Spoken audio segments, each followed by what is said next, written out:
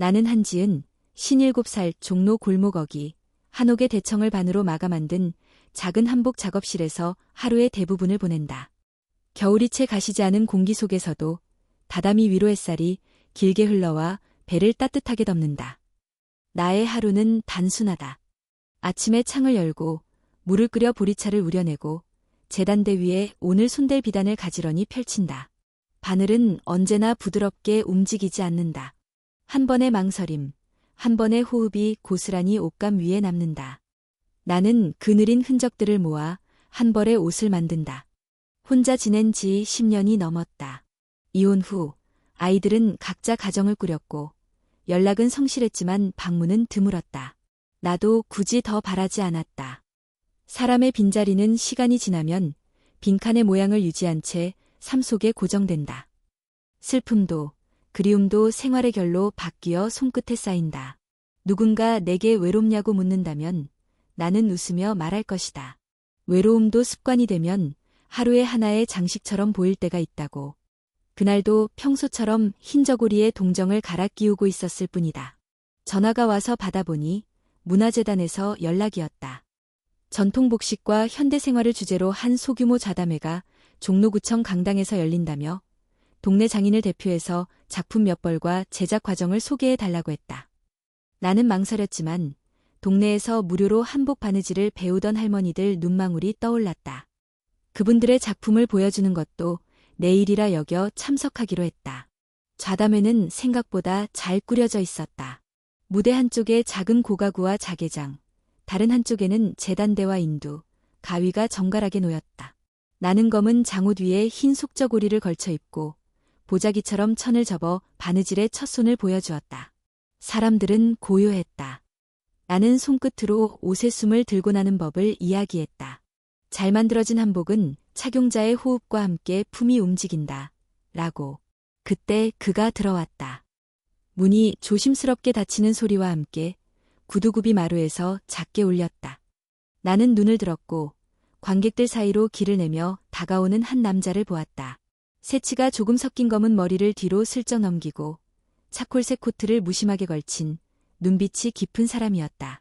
사회자가 짧게 소개했다. 박도현, 한방바이오 기업의 회장, 전통문화후원 활동을 오래 이어온 인물이라고. 나는 고개만 숙였다. 유명한 사람과 마주하는 일이 나와 무슨 상관일까? 나는 단지 바늘을 쥐고 옷감을 상대할 뿐이다.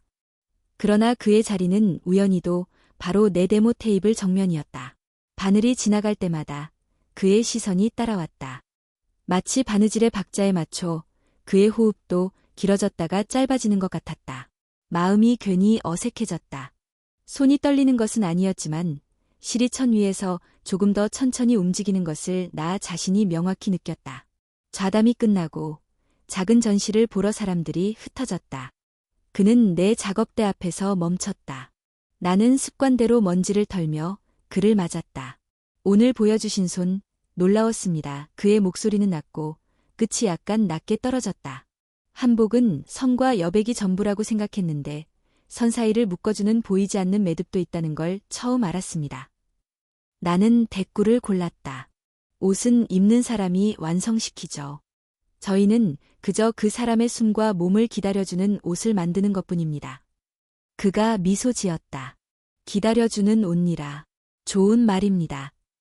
저도 기다려주는 약에 대해 생각할 때가 많습니다. 그는 명함을 꺼내며 덧붙였다. 저는 박도현입니다. 전통의학을 기반으로 한 웰니스 연구를 합니다. 기회가 된다면 선생님의 한복과 저희의 작업을 함께 보여줄 날이 오면 좋겠습니다. 나는 명함을 받아들고 시선을 내렸다. Kalkman Holza, Parc Doyen, Doyen Herbal Bio. 뒷면 하단에는 작은 캘리그래피로 숨, 쉼, 삶이라고 적혀 있었다. 그의 말이 특별하지 않았지만 이상하게 명함의 종이 질감이 손끝에 오래 남았다. 그는 그날 늦게까지 강당과 로비를 서성였고 나는 계속 손님들을 상대하느라 바빴다. 행사가 끝나고 장비를 정리하는데 어느새 그가 따뜻한 종이컵을 내밀었다. 대추차입니다. 오늘 고생하셨습니다. 나는 고맙다고 말하고 한 모금 마셨다. 달큰하고 목을 부드럽게 감싸는 맛이었다. 그는 내가 잔을 내려놓길 기다렸다가 조심스럽게 물었다. 혹시 내일이나 모레 작업실에 잠시 들러도 될까요? 선생님의 작업 공간을 보고 싶습니다. 물론 폐가 된다면 사양하겠습니다. 나는 생각했다. 작업실은 내 가장 사적이고 가장 안전한 공간이다. 손님에게 보여주기 위해 꾸민 쇼룸과는 달리 삶의 우왕좌왕과 바느질의 실패, 나의 침묵이 그대로 놓인 곳. 그러나 그의 말투에는 과시나 억지가 없었다. 나는 날짜와 시간을 정해주었다. 내일 오전 10시쯤 오세요. 자리가 좁아 올해는 힘들 수 있습니다. 다음 날, 그는 정확히 10시에 도착했다. 종로의 좁은 골목을 한참 헤맸다고 했지만 숨이 차 있지는 않았다. 문턱을 넘어서는 그의 첫 말은 향기였다. 나한테는 늘 있는 냄새라 의식하지 못했는데 그는 금세 알아봤다. 풀먹인 모시 냄새, 오래된 나무장의 묵은 향, 잘 우린 보리차의 고소함. 나는 그의 감각을 조금 다르게 보게 되었다. 작업실을 둘러본 그는 어떤 물건에도 손을 함부로 대지 않았다. 머뭇거림과 간격을 알고 있는 사람의 태도. 선생님, 오늘은 흐름을 방해하고 싶지 않습니다. 가만히 보고만 있어도 되겠습니까? 나는 고개를 끄덕이고 어제 마무리하지 못한 곤색 치마의 허리선을 다시 잡았다. 그는 조용히 의자 하나를 끌어 바짝도 멀지도 않은 곳에 앉았다. 한참 후 그는 고개를 들고 물었다. 사람은 왜 옷에 마음을 얹을까요? 몸을 가리면 그만인 것을 나는 손을 멈추지 않으며 대답했다. 사람은 결국 자신을 설명할 도구가 필요하니까요. 말보다 오래 남는 무언가. 옷에 묻은 손의 온기 같은 것들. 그는 그 대답을 메모라도 하듯 고개를 작게 끄덕였다. 방문을 마칠 즈음 작은 상자를 내밀었다. 저희 연구소에서 선물로 만든 홍삼차입니다. 감기 기운 있으실 때 한 잔씩 드세요. 강하지 않게 배합했습니다. 나는 정중히 받았다. 상자에서 나는 향은 익숙한 한약 냄새였지만 끝에 은근히 달큰한 잔향이 맴돌았다. 그가 돌아간 후 나는 상자를 찬장 깊숙이 넣어 두었다. 한의학을 못 믿는 것도 아니고 그를 경계하는 것도 아니었다. 다만 내 몸이 받아들이는 것들을 내가 결정하고 싶었다. 저녁에 아이들과 통화를 했고 둘째가 농담처럼 물었다. 엄마, 요즘 목소리가 밝네. 연애해? 나는 웃어 넘겼다. 아니, 연애는 아니다. 내 목소리가 밝아진 건 아마도 오랜만에 누군가 내 손의 기술에 온전히 집중해준 탓일 것이다. 인정받는다는 감각은 언제나 사람을 약간 들뜨게 한다. 며칠 뒤 그는 다시 연락했다. 종로의 오래된 다실에서 만나자고. 나는 약속 시간보다 조금 일찍 도착해 메뉴판을 보았다. 매화차, 유자차, 생강차. 그는 들어오자마자 자리에 앉아 매화차와 본인이 가져온 인삼 블렌드 티를 주문했다. 종업원이 난처한 표정을 지었지만 그는 컵과 티팟을 직접 꺼내 조심스럽게 우리기 시작했다.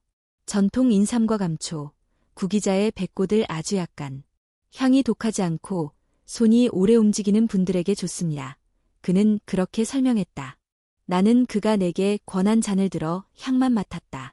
은은하고 정성스럽다는 인상이 먼저 왔다. 한 모금 입에 머금었다가 내려놓으려는데 그가 웃으며 말했다. 취향을 침범하지 않겠습니다. 선생님은 보리차와 매화차를 좋아하시죠? 나는 조금 놀랐다. 그가 내 작업실에서 보리차를 보았던 걸까? 아니면 오늘 메뉴판을 고르는 내 눈길을 읽었던 걸까? 그날 대화는 길지 않았지만 이상하게도 오래 남았다. 그는 자신의 어린 시절을 짧게 말했다. 경북의 산골, 약초 더미 옆에서 자란 이야기. 의사가 되려다 공장에 들어가 연구를 시작했고 결국 사업을 하게 된 이야기. 그는 스스로를 성공했다거나 대단하다고 말하지 않았다. 다만 나이가 들수록 사람의 리듬을 해치지 않고 돕는 일이 중요해졌습니다. 라고 했을 뿐. 헤어질 때 그는 내일 종로구청에서 열리는 작은 전통문화 후원 모임에 함께 가자고 했다. 나는 망설였지만 내 작업을 소개할 수 있는 자리라는 말에 마음이 기울었다. 집으로 돌아와 재봉틀을 덮고 작업대 위에 실들을 정리하며 생각했다. 가끔은 누군가의 제안을 받아들이는 일이 내 삶의 리듬을 어지럽히지 않을 수도 있다는 것을. 아니, 어쩌면 내 리듬을 조금 다른 박자로 풍성하게 해줄 수도 있다는 것을. 밤이 깊어지자 동네는 고요해졌다. 창틀에 놓인 매화가지에서 은근한 향이 배어나왔다. 나는 찬장에서 그가 준 홍삼차 상자를 다시 꺼내보았다. 뚜껑을 열고 향을 맡았다. 향긋하고 달큰했다. 그러나 나는 다시 닫았다. 내일도 새 옷을 지을 몸과 마음이 가벼워야 한다. 차를 마시는 일은 천천히, 내가 정할 때. 그렇게 아주 작은 변화들이 스며드는 소리가 들렸다. 전화기의 벨소리, 약속 시간의 알람, 누군가가 내 손의 움직임을 바라보는 시선. 그 모든 것이 아직은 낯설고, 아직은 조심스러웠다. 하지만 나는 안다. 삶의 큰 파도는 언제나 작은 파문에서 시작된다. 내 평온한 작업실 바닥에 번져가는 그 잔물결을 나는 지금 조용히 지켜보고 있다. 그 다음날 저녁, 종로구청에서 열린 전통문화 후원 모임에 나는 박도영과 함께 갔다. 작은 연주가 끝나고 후원자들의 건배사가 이어졌다. 그는 인사를 건네는 사람들 사이에서 자연스럽게 중심이 되었고, 나는 옆에서 그가 사람의 리듬을 어지럽히지 않고 대화의 온도를 유지하는 법을 알고 있다는 걸 새삼 느꼈다. 행사가 끝날 무렵, 그는 내게 묻지도 않고 코트를 내 어깨에 가볍게 걸쳤다. 바람이 좀 차네요. 감기 들면 바늘이 서운해합니다. 말은 부드러웠고 나는 고맙다고만 했다. 그날 이후 우리는 종종 만났다. 삼청동의 다실, 낙원상가 뒤편 작은 국수집, 한옥마을 골목 끝 찻자리. 그는 늘 시간을 정확히 지키고 내가 좋아하는 자리를 먼저 알아차렸다. 가끔 그의 운전기사가 우리를 데려다 주기도 했다. 그럴 때면 나는 어색함을 감추기 위해 일부러 바느질 얘기를 꺼냈다. 그는 듣는 법을 알았다. 대화가 더 길어지지 않도록 적당한 질문만 던지고 내가 말의 끝을 스스로 묶을 시간을 남겨두었다. 초봄이 막 시작되던 날, 그는 분당의 집으로 나를 초대했다. 비서들이 잡은 약속이 있어요. 선생님이 편하면 이쪽에서 저녁을 대접하고 싶네요. 서울에서 멀지 않은 거리라서인지 나는 크게 주저하지 않았다. 도심을 벗어나 고속도로를 타고 들어간 그의 집은 넓었지만 과한 장식이 없었다. 현관에서부터 은은한 나무 냄새가 나고 거실에는 한지등이 따뜻한 빛을 흘렸다. 벽면 한쪽에는 한지 공예 작품과 소나무 수묵화가 걸려 있었다. 주방에서 그는 직접 차를 우리었다. 인삼을 오래 다리지 않고 약한 불에 숨만 죽였어요. 밤에 드시면 몸이 풀릴 겁니다. 나는 대답 대신 향을 맡았다. 달큰한 기운이 먼저 올라오고 뒤에 미묘한 쌉싸래함이 따라왔다. 그날 저녁, 우리는 된장찌개와 봄나물을 먹었다. 식사 후 그는 내 앞에 다시 그 차를 내려놓았다. 나는 반쯤만 마셨다. 돌아오는 차 안에서 몸이 묘하게 편안해지더니 졸음이 덮쳐왔다. 집에 도착할 즈음 나는 문을 열고 들어온 기억과 코트를 걸어둔 기억이 희미하게 섞여 흐릿했다. 샤워를 하고 불을 끄려다 갑자기 아까 대화의 일부가 떠오르지 않았다. 별일 아니라고, 피곤해서 그럴 수 있다고 스스로를 달랬다. 그 다음 주, 그는 아침마다 메신저로 간단한 인사를 보냈다. 오늘은 조금 쌀쌀하네요.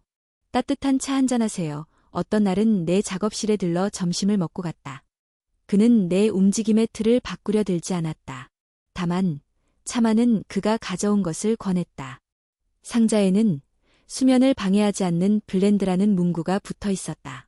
나는 여전히 반잔만 마셨다. 그날 오후에도 약간의 졸음이 왔다. 바늘 끝이 잠깐 흔들렸다.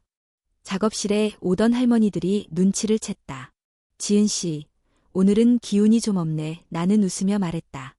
요즘 행사가 많아서 그래요. 말을 하고 나서야 내 음성이 조금 가벼워져 있다는 걸 자각했다. 인정받는 기분이, 누군가와 일정한 박자를 나누는 감각이 내 생활의 결을 살짝 바꾸고 있었다. 일주일 뒤, 그는 내 휴대폰을 보더니 말했다.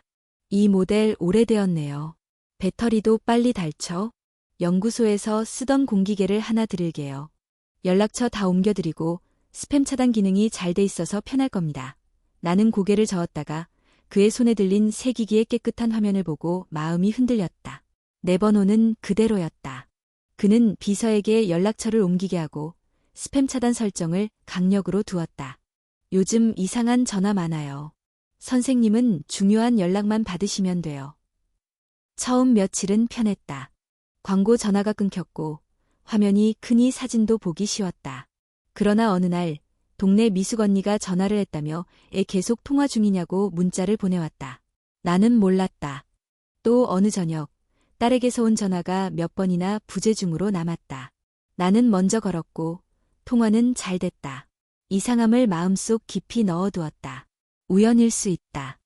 분당의 집에는 조용한 보안 시스템이 있었다. 현관 옆 패널에서 방문자 기록을 볼 수 있다고 그는 자랑처럼 설명했다. 나는 고개만 끄덕였다. 거실 한쪽 벽면에 작은 렌즈들이 은빛으로 반짝였다. 나는 그것이 카메라라는 걸 알았다. 렌즈의 방향은 문과 창문 쪽이 아니라 거실의 안쪽을 바라보고 있었다. 나는 스스로에게 물었다. 누가 누구를 지키는 장치일까? 그의 배려는 여전했고 물에는 없었다. 그러나 아주 작은 습관들이 생겼다. 그가 내게 차를 건넬 때 그는 늘 내가 마시는 걸 확인한 다음 이야기를 시작했다. 어떤 날은 요즘은 몇 시에 주무세요? 라며 내 수면 리듬을 체크했다. 또 어떤 날은 선생님이 좋아하는 창가 자리에 앉으려면 이 시간대에 오는 게 좋겠어요. 라며 시간대를 제안했다. 나는 그가 내 리듬을 존중한다고 믿었지만 동시에 내 리듬이 그의 제안 안으로 천천히 들어가고 있다는 걸 느꼈다. 한 번은 저녁 식사 후 그 차를 다 마시고 집에 돌아왔는데 현관 불을 켠 기억과 베개에 머리를 댄 기억만 남아있었다. 밤새 깊게 잔 것 같았으나 새벽에 깨서 물을 마셨는지 창문을 닫았는지 기억나지 않았다. 다음 날 아침 전화기 메모에 내가 적지 않은 문장이 남아있는 것을 보았다. 치마허리선 고정, 혹겹 안감 길이 보정 내 글씨였다. 나는 메모를 본 적이 없었다.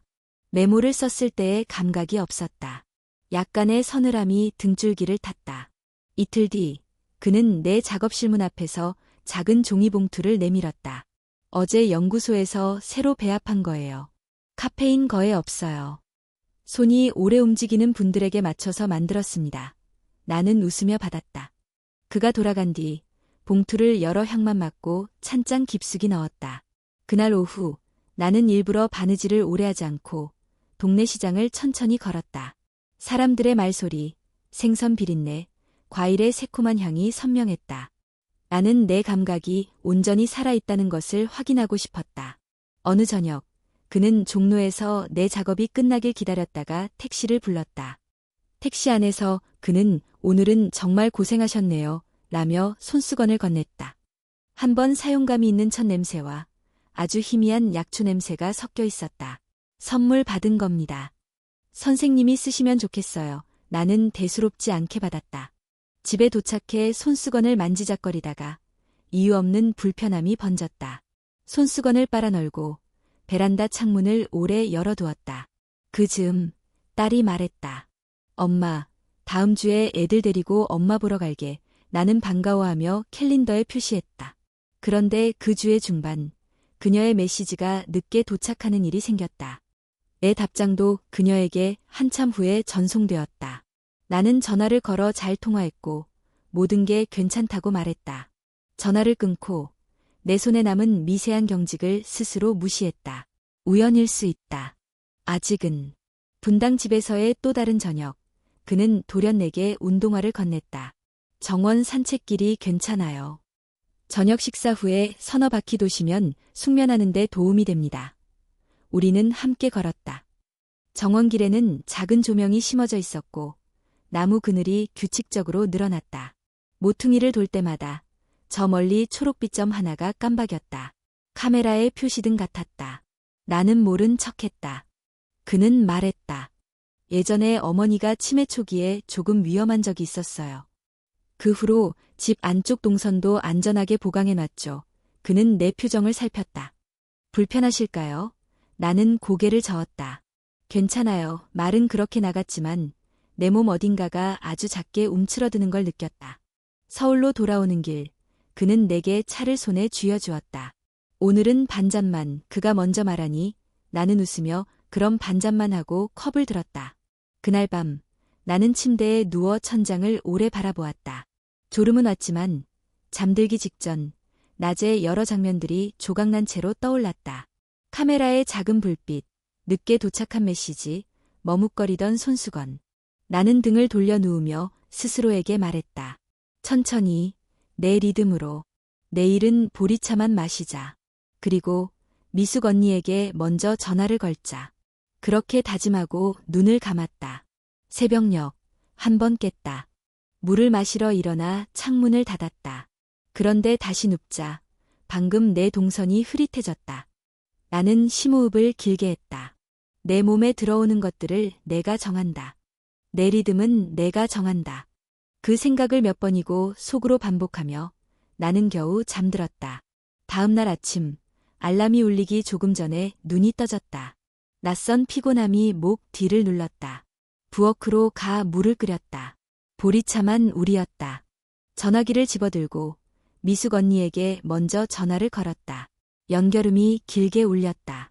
그리고 짧게 뚝 끊겼다. 나는 다시 눌렀다. 이번에는 지금은 통화할 수 없습니다. 라는 안내음이 흘렀다. 한 박자 늦게 심장이 더 크게 뛰기 시작했다. 나는 차를 컵에 따랐다. 따뜻한 김이 얼굴을 스쳤다.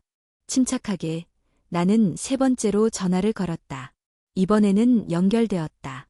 나는 숨을 고르고 마치 아무 일도 없다는 듯 평범한 인사를 건넸다.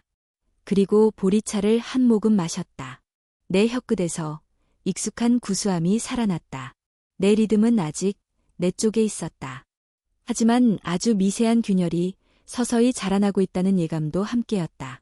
사흘 뒤 부산에 있는 조카 윤혜진에게서 연락이 왔다. 학회 참석차 서울에 올라오는데 잠깐 들러도 되겠냐고. 나는 반가웠다. 내 생활이 조금씩 다른 박자로 옮겨가는 동안 그 변화를 말없이 알아채고도 부드럽게 질문해줄 사람. 오후 2시에 오라고 했다. 점심을 간단히 먹고 작업대를 정리했다. 보리차를 우려 주전자에 담아 놓았다. 오늘은 내 리듬대로. 혜진은 시간을 거의 어기지 않는다. 문이 열리고 들어온 그녀는 특유의 또렷한 눈빛으로 나를 한번 훑었다. 하얀 코트를 벗는 손끝이 정갈했다. 이모, 얼굴이 많이 야위셨어요. 잠은 어때요? 그녀는 소파에 앉자마자 의료인의 습관 같은 질문을 던졌다. 나는 웃으며 가볍게 대답했다. 조금 피곤했지. 행사가 많아서 말끝에 스스로도 억지로 가볍게 만든 음색이 묻었다. 우리는 작업대 옆에 마주 앉았다. 나는 보리차를 따라 건넸다. 혜진은 잔을 받아들고 내 손등과 눈밑을 한 번씩 살피더니 낮게 말했다. 손떨림은 없어요. 그런데 이마, 근육이 자주 수축한 흔적이 보여요. 요즘 뭔가 습관이 바뀌었나요? 나는 한숨을 오히려 천천히 내쉬었다. 가끔 졸려. 낮에도. 그리고 전화가 요즘 이상해. 단어를 고르며 말하는 내 목소리 속에 구름 같은 망설임이 섞였다. 그때 초인종이 울렸다. 약속한 사람이 없었다. 문 앞 CCTV 화면을 보니 박도현이었다. 예정에 없던 방문이었다. 나는 문을 열며 말했다. 오늘은 작업이 좀. 그는 내 말을 부드럽게 잘랐다. 잠깐이면 됩니다. 선생님을 뵙고 싶은 분이 계셔서 근처까지 왔다가 그는 들어오며 혜진을 보았다. 나는 소개했다. 조카예요. 정신과 의사. 그는 조심스럽게 목례했다. 반갑습니다. 박도현은 테이블 위에 종이 상자를 올려놓았다. 새로 만든 블렌드입니다. 카페인은 없고 저녁에도 부담이 적어요. 그는 말끝에 시계를 한번 보았다. 2시 58분. 이 시간대에 한 잔 마시면 오후 작업이 훨씬 편해지실 거예요. 나는 미소만 지었다. 혜진이 잔을 향해 고개를 기울이며 물었다. 어떤 성분인가요? 인삼, 감초, 구기자. 박도현은 약간 웃었다. 기업 비밀입니다. 시험 배합이라서 길게 설명드리기 어려워요. 혜진의 눈동자가 미세하게 수축했다. 의사가 환자에게 설명할 때 어려워서라고 말하지 않아요. 최소한 알러지 가능성이나 상호작용은 알려야 합니다. 그녀의 목소리는 낮았지만 흔들림이 없었다. 박도현은 표정을 바꾸지 않았다. 선생님은 정신과 전문의시죠. 한방배합은 조금 다른 영역입니다. 그는 잔을 내 쪽으로 밀었다. 지은 선생님은 이미 여러 번 드셔보셨고 잘 맞으셨어요. 나는 잔을 들었다. 향이 올라왔다. 익숙한 달큰함 뒤에 빈틈처럼 남는 쌉싸래함. 혜진이 내 손목을 스치듯 잡았다. 멈춰. 그 눈빛이 말하고 있었다. 나는 극히 작은 한 모금만 입에 머금었다가 삼켰다. 박도현의 시선이 내 목의 움직임을 따라왔다. 잔이 다시 테이블에 내려앉는 소리와 함께 혜진이 물었다. 선생님, 이모가 요즘 낮에 많이 졸리다고 하셨어요. 혹시 섭취 시간과 양을 기록하나요? 박도현은 미소를 유지했다. 시간은 제가 챙깁니다. 양은 반 컵이면 충분합니다. 그의 손가락이 테이블을 2번 톡톡 두드렸다. 정확한 박자. 대화는 더 이상 흐르지 않았다. 그는 오래 머물지 않았다. 돌아가기 전 현관에서 내 어깨에 가볍게 손을 올리고 말했다. 오늘은 차를 조금 줄였으니 편하실 거예요. 저녁에 전화드리겠습니다. 문이 닫히자마자 혜진이 내 손에서 잔을 가져갔다. 이모, 방금 마신 양은? 한 모금. 다행이에요. 그녀는 잔을 들고 향을 다시 맡았다. 표정이 굳었다. 성분을 단정할 수 없지만 졸림을 유발하는 계열의 향이 섞였어요. 이건 단순 홍삼차가 아니에요. 나는 의자에 앉아 2 손을 포겠다. 내가 과민한 걸지도 몰라 말했지만 스스로도 내 말에 설득되지 않았다. 혜진은 목소리를 낮추었다. 이모, 휴대폰 보여주세요. 그녀는 설정을 열었다. 전화 앱의 차단 목록, 스팸 필터를 확인했다. 강력 차단, 밑에 작은 글씨가 보였다. 관리자 프로필에서 설정됨. 그녀가 눈썹을 모았다. 회사 기기처럼 관리 권한이 걸려 있어요. 이건 이모가 바꿀 수 없어요. 혜진은 메시지 앱을 열어 테스트 문자를 보냈다. 내 폰에는 알림이 오지 않았다. 지연되거나 막히고 있어요. 설마. 날 위해서라고 했는데 내 목소리에 진심과 부정이 동시에 섞였다. 혜진은 내 손을 감쌌다. 이모, 좋은 의도로 시작되는 통제도 있어요. 그런데 통제는 시간이 갈수록 더 합리적인 이유를 발견합니다. 그래서 더 무섭죠. 그녀는 바느질 상자에서 작은 지퍼백을 꺼내 내게 건넸다. 차 마른 잎을 조금만 담아주세요. 그리고 오늘 이후로는 마시지 마세요. 보여주는 척하고 버려요. 증상이 오면 바로 물 마시고 정상적으로 행동하세요. 이상함을 드러내지 말고 제가 검사를 돌려볼게요. 나는 찻잔 깊숙이 있는 봉투를 가져와 아주 소량을 떼어 넣었다. 손끝이 떨렸다. 혜진은 지퍼백을 코트 안주머니에 넣으며 말했다. 혹시 오늘 저녁 전화가 와도 짧게만 통화하세요. 내일 부산 내려가서 검사 돌리고 결과 나오면 바로 서울로 올라올게요. 메시지는 제가 보낸 다음 바로 삭제하세요. 그녀는 작업실을 한번 둘러보고 천천히 일어섰다. 떠나기 직전 거의 들리지 않는 목소리로 덧붙였다. 이모, 이 집의 카메라 위치, 보안 동선 꼭 기억해 두세요. 그리고 오후 4시 이후에는 혼자 외출하지 마세요.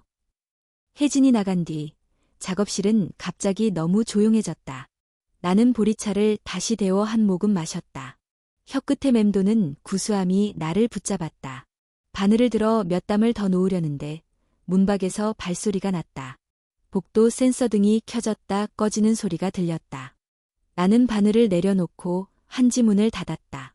내 공간인데도 누군가가 내 호흡을 세고 있는 듯한 감각이 들었다. 저녁 무렵 박도현에게서 전화가 왔다. 오늘은 어땠어요? 나는 짧게 답했다. 괜찮았어요. 그는 내 말의 길이를 헤아리는 듯 잠시 가만히 있었다. 그럼 다행이고요. 내일은 제가 일찍 내려갈 수도 있어요. 오전 11시, 괜찮죠? 괜찮죠는 물음표의 모양을 하고 있었지만 요청이 아니라 공지처럼 들렸다. 나는 그 시간은 수업이 있어요. 라고 답했다. 잠깐의 정적. 그럼 12시 반. 그는 한 박자도 지체하지 않았다. 나는 얘라고 하지 않았다. 내가 일정 확정되면 연락할게요. 전화를 끊고 보니 손바닥에 땀이 맺혀 있었다. 밤, 나는 휴대폰을 열어 메시지를 확인했다. 혜진에게서 한 줄이 와 있었다. 도착하자마자 연락할게요. 지퍼백은 옷 속 안감에 넣어 숨기세요. 그 메시지를 읽고 바로 삭제했다. 그리고 찬장을 열어놔제 받은 상자를 꺼냈다. 향을 한번 맡은 후 봉투를 단단히 접어 쓰레기통 맨 아래에 넣었다. 위에 종이와 자투리 천을 덮었다. 다음으로 물티슈를 꺼내 테이블을 닦았다.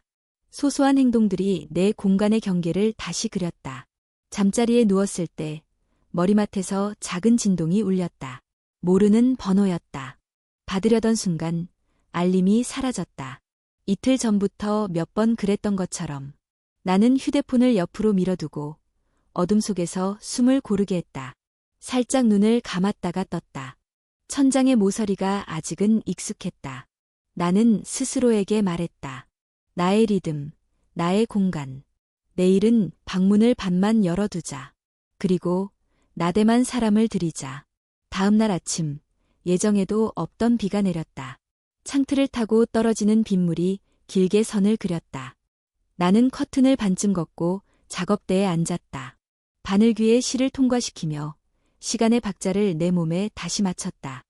그때 현관의 인터폰이 울렸다. 화면에 박도현의 얼굴이 떠 있었다. 예정은 11시였다. 시계는 10시 25분을 가리키고 있었다. 그의 목소리가 스피커 너머로 안정적으로 흘렀다. 선생님, 비가 와서 길이 막힐까 봐 조금 일찍 왔어요. 차 한 잔만. 나는 화면을 보며 아주 작은 숨을 들이쉬었다.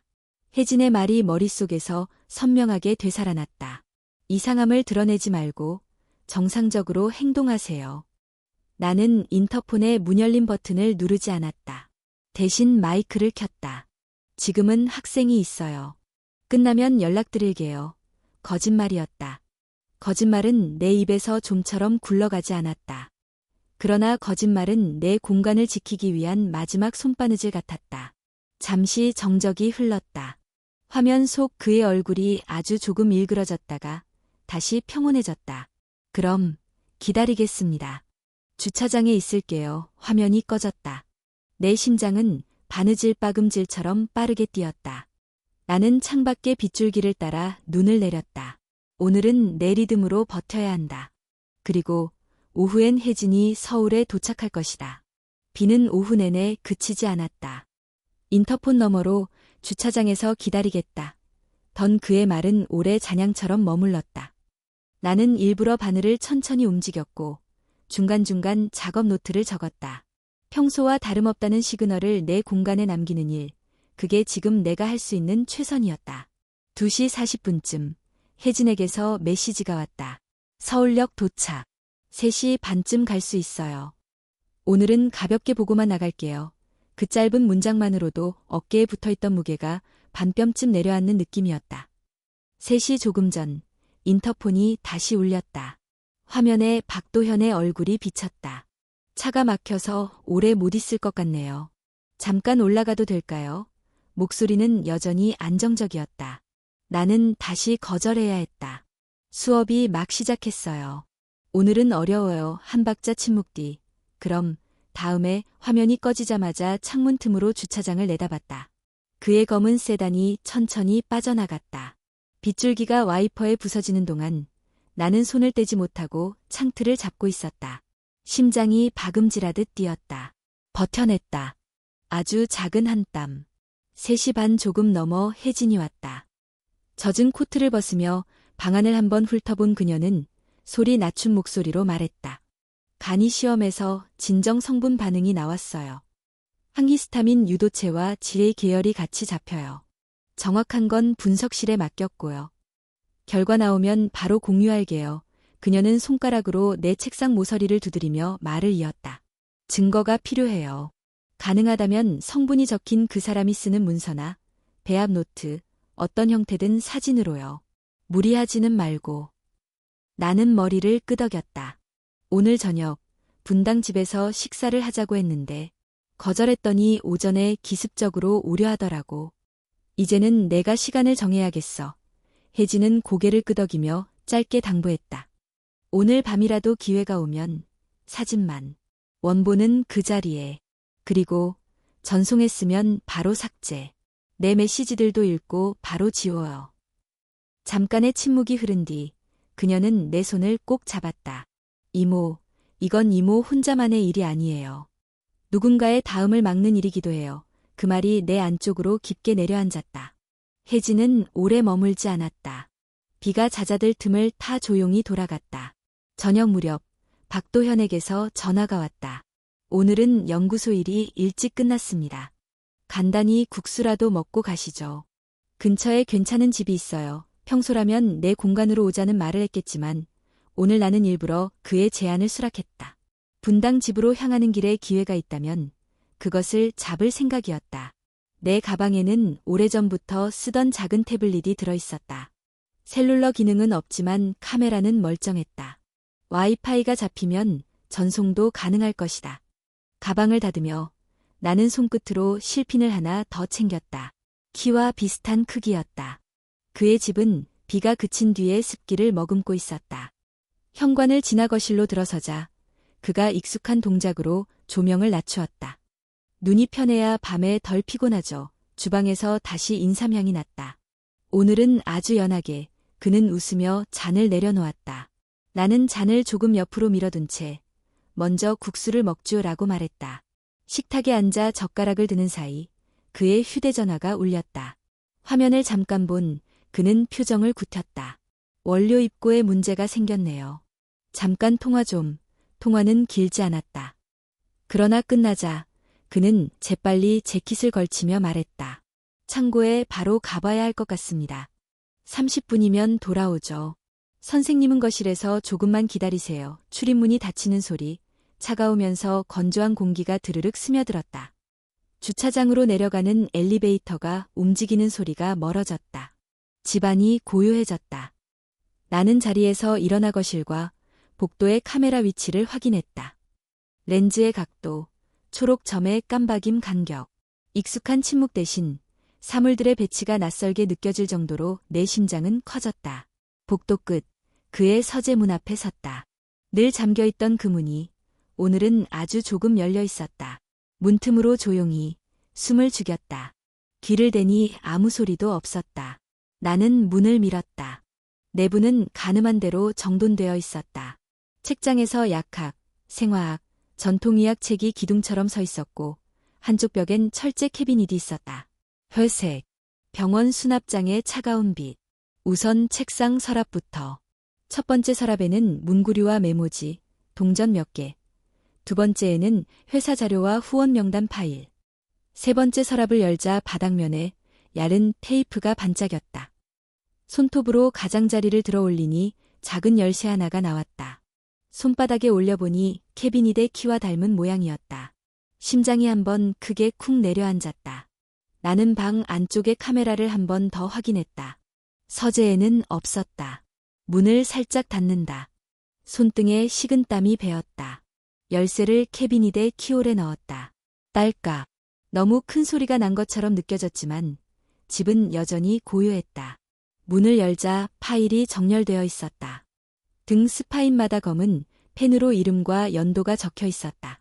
최은정 2014-2017, 이미라 2018-2021, 장선아 2022-2024. 손이 저절로 떨렸다. 나는 가장 오래된 파일을 빼보았다. 표지 안쪽에 사진이 붙어 있고 옆에는 투여 시작, 1주차 반응, 용량 증량 10%, 기억 혼탁 시작, 의존도 상승 같은 문구가 날짜와 함께 빼곡했다. 마지막 장에는 사망 증명사본이 클립으로 끼워져 있었다. 우울증 관련 자살, 나는 숨을 들이마시지 못했다. 공기가 목구멍에서 막혔다. 다음 파일, 다음 파일. 패턴은 같았다. 용어만 더 세밀해지고 그래프가 더 촘촘해졌다. 페이지 한 기퉁이에 그의 손글씨가 있었다. 저항 강함, 항히스타민 계열 추가, 야간 루틴 고정으로 수능도 상승, 메마른 먹색의 문장들이 사람의 체온을 지워나가는 과정을 기계적으로 기록하고 있었다. 마지막 줄, 한지은 2025을 본 순간 무릎이 가벼워지는 이상한 느낌이 들었다. 파일을 꺼내 펼쳤다. 첫 페이지, 내 사진. 종로 구청 강당에서 바늘을 든 채 설명하던 순간을 누군가가 찍은 듯한 각도. 그 아래, 접촉 시작, 문화 자담회, 신뢰 형성, 4주, 투여 시작, 5주차, 저용량 다음 장에는 날짜 옆에 체크리스트가 있었다. 낮 졸림 보고 플러스 기억 공백 보고 연락망 축소 진행 플러스 메모란에는 그의 필체로 적혀 있었다. 지능 의심 수준 높음. 외부 유료인 조카 개입 가능성. 용량 15% 증량. 섭취 장면 관찰 필요. 외부 접촉 차단 강화. 최종 단계 자살 위장 혹은 약물성 심정지. 보험 수익 추정. 살냄새가 빠져나가는 것 같은 차가움이 등줄기를 탔다. 구역질이 치밀어 오르는 걸 목 깊은 곳에서 억눌렀다. 손이 저리도록 파일을 붙잡고 있다가 나는 태블릿을 꺼냈다. 카메라를 켜고 손이 떨리는 와중에도 각 페이지를 하나씩 찍었다. 그림자 생기지 않게 책상 스탠드를 끌어오고 모서리가 나오도록 날짜가 선명하도록 숨을 참았다 쉬었다 하는 사이 태블릿 화면 위에 내 손가락이 희미하게 반사되었다.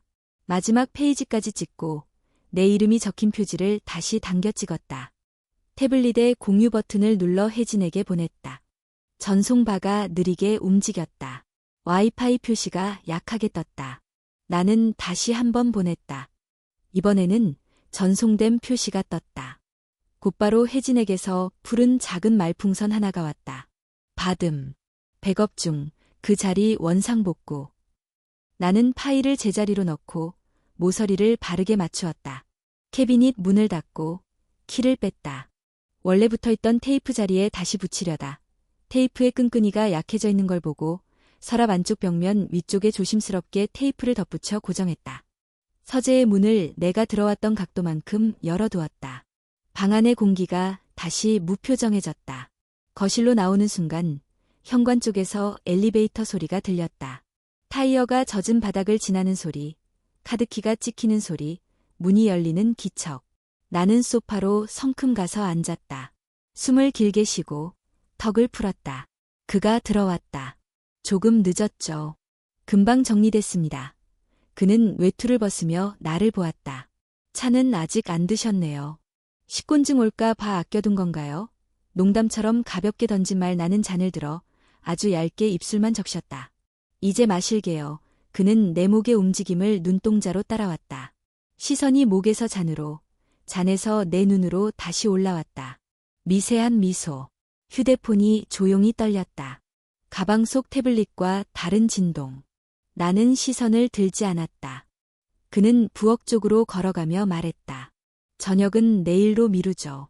오늘은 너무 어수선하네요. 그의 발소리가 멀어지는 사이 나는 슬쩍 휴대폰을 확인했다. 혜진이었다. 확인. 경찰 협조 시작. 절대 티내지 말고 내일 오전까지 평소처럼. 나는 폰을 다시 안쪽으로 밀어넣고 잔을 내려놓았다. 내 숨이 다시 깊어졌다. 두려움은 여전히 살아있었지만 오늘 나는 적어도 한 걸음 밖으로 발을 내디뎠다. 바늘로 천을 고정하듯 사실을 고정했다. 거실 조명이 낮게 번졌다. 박도현이 돌아와 내 맞은편에 앉았다. 오늘은 일찍 쉬세요. 친절한 문장 속에서 그의 눈빛은 한치의 빈틈도 허락하지 않는 매끈함을 띠고 있었다. 나는 고개를 끄덕였다. 그래요. 오늘은 일찍. 내 목소리는 부드러웠다. 그러나 그 아래 아주 얇고도 단단한 실이 곱게 팽팽하게 당겨져 있었다. 내일 나는 이 실을 더 오래, 더 멀리 걸어나갈 것이다. 밤에는 쉽게 잠들지 못했다. 서랍 속에 태블릿을 밀어넣고 나서도 심장이 한동안 제 박자를 찾지 못했다. 혜진의 메시지가 머릿속에서 맴돌았다. 절대 티내지 말 것. 내일 오전까지 평소처럼. 그 말대로 나는 일상의 작은 소음들을 일부러 복기했다.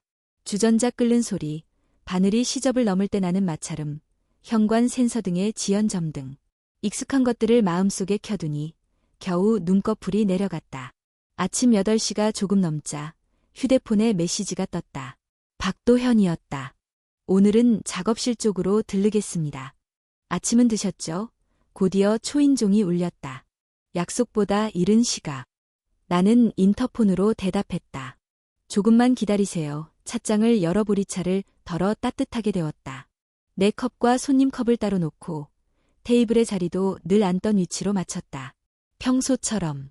그가 들어왔다. 손에는 간단한 샌드위치와 작게 포장된 병 2개를 들고 있었다. 아침 대용으로요. 이건 오늘 배합을 다시 잡은 차. 그는 나를 지나쳐 싱크대 앞에 병을 놓고 미리 준비해둔 컵을 발견했다. 보리차 향기 좋네요. 그럼 이건 점심 무렵으로 미룹시다. 그는 뒤로 물러나 앉으며 내 얼굴을 잠깐 살폈다. 어젯밤은 잘 주무셨나요? 나는 짧게 웃으며 고개를 끄덕였다. 식탁에 앉아 샌드위치를 나누는 동안 그는 별다른 억지를 부리지 않았다. 대신 작은 제안을 내놓았다. 선생님, 주말 동안만 분당 쪽에 머무시는 건 어떨까요? 작업실은 제가 차량으로 모시고 가면 되고요. 요즘 종로 주변에 좀 소란스러운 일이 있다더군요. 안전상 그는 말끝을 흐리지 않았다.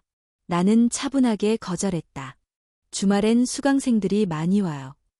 일정도 이미 잡혀 있고요. 아주 짧은 정적이 테이블 위를 스쳤다. 그럼 평일 저녁만이라도. 밤길은 제가 불안합니다. 그의 말은 배려의 문장을 하고 있었지만 입부분이 단단했다. 나는 미소로만 넘겼다. 고마워. 내가 조심할게요. 그가 돌아간 뒤 작업실 문을 닫으며 나는 문틀에 뭔가 작은 장치가 새로 달렸다는 것을 알아챘다. 메탈릭한 얇은 판과 작은 렌즈. 어제까진 없었다. 관리인도 모르게 누가 달아둘 수 있는 장치. 나는 손으로 살짝 만졌다. 렌즈 가장자리에 미세한 투명 테이프가 아직 매끈하게 붙어 있었다. 점심쯤 문자 한 통이 왔다. 보안 강화 차원에서 도어 센서를 하나 달아두었습니다. 혹시 불편하시면 말씀 주세요. 보낸 사람은 박도현이었다. 나는 답하지 않았다. 혜진에게 보낼 문장을 머릿속으로 조합하다가 그대로 접었다. 내 리듬을 어지럽히지 않기. 12시가 조금 지나자 그는 다시 나타났다. 이번엔 옆에 낯선 여자가 있었다. 단정한 차림의 중년. 우리 연구소 협력 간호사예요. 요즘 선생님이 피곤해 보이셔서 간단한 혈압이랑 산소 포화도만 보고 가려고요. 초대하지 않은 방문. 나는 문턱에서 잠깐 멈췄다. 내부로 안내하는 데 걸리는 시간이 유독 길게 느껴졌다. 결국 나는 웃으며 길을 비켜주었다. 그럼 거실에서 잠깐만. 간호사는 빠르게 혈압계와 소형 산소 포화도 측정기를 꺼냈다. 손목에 커프를 감고 손가락을 집었다. 수치는 정상이었다. 약간 피로도가 있으시네요. 수면의 질을 높이면 좋아지실 거예요. 간호사의 말끝에 박도연이 자연스럽게 이어붙였다. 그래서 제가 차를 챙기는 거죠. 그는 부엌에서 병을 꺼냈다. 점심 후 반 컵만. 나는 컵을 받았다. 목에서 위로 이어지는 길이 갑자기 낯설어졌다. 마시려는 척하며 기침을 했다. 컵이 입술에서 살짝 떨어졌다. 천천히 다시 들이켰다. 혀끝을 적시고 삼키지 않고 천장 위쪽에 붙여두었다가 손수건에 입을 댈 때 아주 조금 흘리듯 내보냈다. 커플을 풀던 간호사는 내 목젖의 움직임을 보지 않았다. 대신 박도현이 봤다. 그의 동공이 아주 미세하게 움직였다. 그들이 돌아가고 나는 욕실로 들어가 손수건을 물에 대고 헹궜다. 배수구로 내려가는 갈색의 희미한 흔적이 잠깐 환해졌다 사라졌다. 거울을 보니 내 입술이 약간 창백했다. 오후 수업은 평소보다 느린 박자로 진행했다. 손끝이 덜 떨리고 호흡이 길어지려면 내 몸이 내 쪽에 있어야 했다. 3시 반, 혜진에게서 메시지가 왔다. 성분 첫 분석 나옴. 복합 진정제 계열 플러스 항히스타민 유도체. 장기 섭취 시 기억 혼탁 가능. 형사과와 공유. 영장 준비 중. 오늘 밤은 절대 단둘이 외진 곳 가지 마세요. 메시지 아래에 덧붙은 한 줄. 카메라 각도 사진도 가능하면 나는 작업실 천장 모서리와 현관 센서를 여러 각도로 찍어보냈다. 곧 확인이 떴다. 해질녘, 박도현에게서 전화가 왔다. 오늘 밤 분당 집에서 저녁을 다시 하자고 했다. 나는 일정을 이유로 거절했다. 그는 한 박자 쉬고 상세한 제안을 바꿔 들이밀었다. 그럼 협력 내과로만 모시겠습니다. 간단한 혈액 검사와 수면질 체크면 충분해요. 예약은 제가 다 해놨습니다. 8시, 설릉, 병원이라는 단어가 내 혀끝을 얼렸다. 그의 목소리에는 친절과 조급함이 동시에 있었다. 오늘은 힘들어요. 나는 명확하게 말했다. 그는 아주 잠깐 침묵했다. 그럼 내일 오전. 줄일 수 있는 일정은 미리 비워두시죠. 전화를 끊고 창밖을 보았다. 주황빛이 종로의 기와 지붕들을 타고 넘어가는 시간. 나는 작업대에 앉아 노트를 펼쳤다. 오늘 먹은 것, 마신 것, 만난 사람, 새로운 장치. 아주 작은 것까지 적었다. 기록은 실과 같다. 헐거워진 자리를 다시 당겨 맞추는 일. 밤 8시 반쯤 건물 복도에서 발소리가 멈췄다. 인터폰 화면에 관리인이 비쳤다. 지은 씨, 오늘 낮에 누가 도어 센서 달았어요? 출입 기록이랑 연동해 달라고 업체에서 연락이 와서요. 나는 놀라지 않는 얼굴로 대답했다. 아, 친한 분이 안전 때문에 달아주셨어요.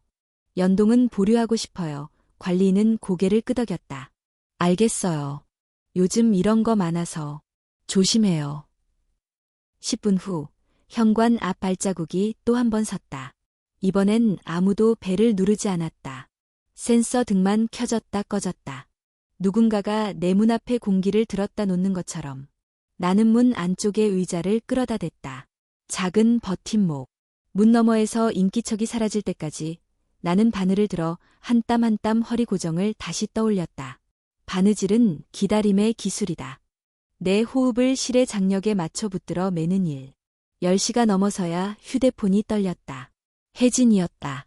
내일 오전 10시 이전에 움직일 수 있을 듯. 경적 3번이 신호. 택시처럼 보일 거예요. 문은 내가 열게 하세요. 직접 나서지 마시고 평소처럼. 박도현이 오면 시간 끌고 나는 짧게 알겠어라고 답했다. 메시지를 삭제했다. 심장이 2박 3박으로 뛰었다. 잠들기 전 나는 찻장을 열어 그가 남기고 간 병을 꺼냈다. 라벨은 없고 투명한 액체가 반쯤 차 있었다.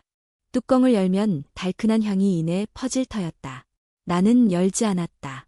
병을 다시 넣고 찬장의 가장 아래 칸을 한 번 더 닫았다. 내 몸에 들어오는 것들은 내가 정한다. 혼잣말처럼 내뱉고 누웠다. 새벽, 한 차례 눈이 떠졌다. 빗소리 대신 도로를 가르는 타이어 소리가 낮게 지나갔다. 나는 손끝으로 이불의 가장자리를 찾았다. 심호흡을 했다. 오늘은 버텨야 한다. 평소처럼 움직이되 평소보다 더 천천히. 문득 작업실 벽에 걸어둔 파란 비단 조각이 눈에 들어왔다. 빛이 거의 없는 어둠 속에서도 그 색은 깊었다. 나는 그 깊이를 바라보며 눈을 감았다. 아침 7시 나는 보리차를 우리고 창을 반쯤만 열었다. 정오의 수업 공지문을 단체 메시지로 보냈다. 전송 표시가 바로 뜨지 않았다. 화면을 끄고 다시 켰다. 그제야 전송됨이 떴다. 8시 15분 그의 메시지가 또 왔다. 오늘 오전에 들르겠습니다. 11시 전 나는 답하지 않았다. 인터폰을 통해서만 응답하자고 마음속으로 결정했다. 9시 바늘귀에 실을 끼우려다 손이 아주 조금 떨렸다. 나는 손을 무릎 위에 잠깐 올려두고 허리를 곧게 폈다. 그리고 내 호흡으로 방 안의 박자를 다시 잡았다. 10시 20분 복도 센서 등이 켜졌다 꺼졌다. 그리고 잠깐의 정적. 멀리서 자동차 경적이 짧게 3번 울렸다. 평범한 소리. 그러나 나에게는 정확한 신호였다. 나는 눈을 감았다 뜨고 평소처럼 바늘을 내려놓았다. 인터폰의 화면을 켰다. 화면엔 아직 아무도 서 있지 않았다. 나는 마이크를 내려 말할 준비를 했다. 혜진의 메시지가 내 귀 속에서 살아났다. 티내지 말고 내 리듬으로. 오늘 여기에 남을 것과 떠날 것을 내가 고른다. 경적이 3번 짧게 울렸다. 창문을 반쯤 열어둔 방 안으로 그 소리가 아주 평범한 도시의 소음처럼 스며들었다. 나는 바늘을 내려놓지 않았다. 숨을 한번 들이쉬고 들숨과 날숨 사이에 실을 잡아당겨 고정했다. 인터폰 화면은 비어 있었다. 혜진의 문장이 다시 떠올랐다. 티 내지 말고 평소처럼. 잠시 뒤 휴대폰이 아주 짧게 진동했다. 화면에는 아무 알림도 남지 않았다. 나는 폰을 재봉틀 옆 서랍에 밀어 넣었다. 위치도 알림도 모든 흔적이 여기 머물게 두자. 손등에 맺힌 땀을 쓸어내리고 바늘을 한 땀 더 박았다. 그때 현관 쪽에서 아주 미세한 클릭 소리가 났다. 도어락의 잠금이 밖에서 풀릴 때 나는 소리. 나는 일어나지도 소리치지도 않았다. 마치 약속된 방문이라도 된 듯 한지문만 조용히 닫았다. 현관문이 아주 조금 열리고 회색 캡 모자를 푹 눌러 쓴 여성이 먼저 낮은 속삭임을 던졌다. 이모, 혜진이었다. 그 뒤로 민간복을 입은 여경 한 명이 들어왔다. 혜진은 들어오자마자 문 안쪽에 붙어있는 새 도어 센서에 작은 종이 조각을 붙였다. 열림 감지 우회, 여경이 손짓했다. 뒷계단이 비어 있습니다. 카메라 사각지대로 이동합시다. 혜진이 내게 베이지색 코트와 검정 모자를 건넸다. 마스크 쓰시고, 가방은 가볍게, 폰은 두고요. 나는 고개를 끄덕이고 작업대 서랍에 폰을 더 깊숙이 밀어 넣었다. 어깨를 덮은 코트를 여미고 문턱을 넘었다. 내 집인데도 걸음을 아주 작게 디뎠다. 복도 센서 등이 켜지기 전에 여경이 앞서 손을 들어 신호를 맞췄다. 카메라의 렌즈가 바라보는 각도를 그녀는 이미 알고 있는 듯했다. 모서리를 돌 때마다 그녀가 몸으로 시야를 가렸다. 뒷계단으로 내려가는 문 앞에서 혜진이 내 손을 꽉 잡았다. 지금부터는 숨만 천천히. 뒷계단은 비어 있었다. 콘크리트 벽이 비냄새를 머금고 있었다. 우리는 빠르지도 느리지도 않게 내려갔다. 2층과 1층 사이에서 위쪽에서 엘리베이터 철문이 닫히는 소리가 아주 작게 떨렸다. 여경이 눈을 들어 나와 눈이 마주쳤다. 괜찮다는 짧은 신호. 1층 비상문을 열자 바깥 공기가 차게 들이쳤다. 경적 소리가 한 번 더 멀지 않은 곳에서 울렸다. 길가에 흰 택시가 멈춰 있었고 기사석에는 또 다른 사복 형사가 앉아 있었다. 우리는 뒷좌석으로 몸을 낮추어 탔다. 문이 닫히자마자 차가 부드럽게 출발했다. 골목을 빠져나오는 순간 반대편에서 검은 세단이 들어왔다.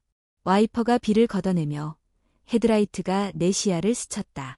나는 반사적으로 몸을 더 숙였다. 혜진이 내 어깨를 한번 눌렀다. 지금은 못 봅니다. 택시는 좌회전을 2번 더 하고 큰 길로 합류했다. 내 심장은 재봉박음질처럼 일정하게 빨라졌다가 서서히 속도를 늦췄다. 차 안에서 여경이 짧게 말했다. 휴대폰을 두고 나온 건 잘하셨습니다. 위치 추적 실패할 겁니다. 도어 센서는 일시 우회했고 관리인 통에 누가 손댔는지 확인할 예정입니다. 지금은 보호시설로 이동합니다. 그녀는 작은 회색 휴대폰을 내게 건넸다. 유심 등록 안 된 임시폰입니다. 받기만 하고 발신은 최소화하세요. 혜진이 그 위에 따뜻한 손을 포개며 말했다. 이모, 잘했어요. 이제 조금만 더. 창밖으로 종로의 표지판이 사라지고 성수대교의 난간이 나타났다. 강물이 잿빛으로 고여 있었다가 다리를 넘자 햇빛 한 줄기가 물결을 긁었다. 내가 알던 서울의 색이 이질적으로 아름다웠다. 길은 한동안 말이 없었다. 내 숨소리와 와이퍼 소리, 타이어가 무릉덩이를 지나며 내는 낮은 소리만 있었다. 우리는 강변을 지나 소형 아파트 단지 한켠에 있는 여성긴급보호센터에 도착했다. 현관 앞 안내 표지판은 일부러 눈에 띄지 않게 작았다. 안으로 들어가자 조용한 로비와 소파, 약간의 라벤더 향, 직원 한 분이 나와 반갑게 인사하고 내게 따뜻한 물을 건넸다. 먼 길 오시느라 수고 많으셨어요. 말하는 속도와 높이가 안정적이었다.